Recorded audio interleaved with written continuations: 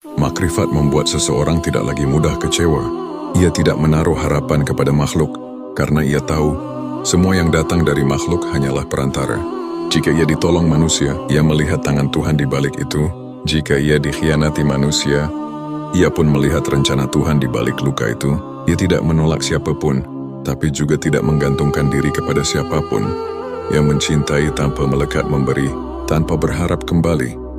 Hati seperti ini menjadi ladang tempat tumbuhnya keajaiban, karena doa yang keluar dari hati yang makrifat bukan lagi sekedar permintaan, melainkan perintah halus yang dikeluarkan oleh kehendak Tuhan melalui dirinya.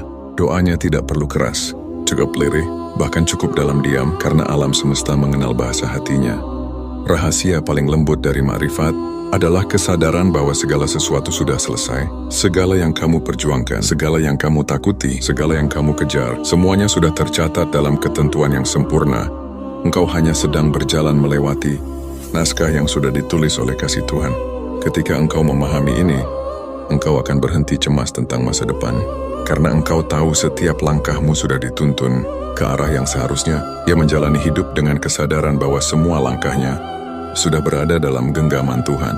Maka setiap jatuh pun menjadi bagian dari tarian yang indah. Tanda orang makrifat juga bisa dilihat dari bagaimana ia menyikapi kehilangan saat sesuatu yang ia cintai diambil. Ia tidak panik, ia menangis ya, tapi air matanya bukan air mata penyesalan, melainkan air mata kerinduan, karena ia tahu yang hilang sebenarnya hanya bentuk, bukan makna. Yang percayai bahwa tidak ada kehilangan di sisi Tuhan.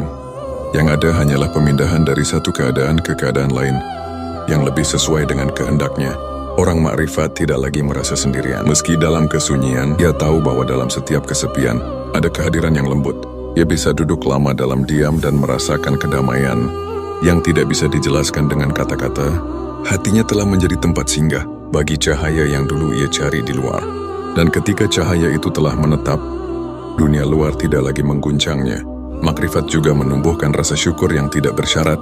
Orang biasa bersyukur ketika sesuatu yang baik datang, tapi orang makrifat bersyukur bahkan dalam penderitaan, karena ia tahu bahwa dalam setiap luka ada peluang untuk mendekat.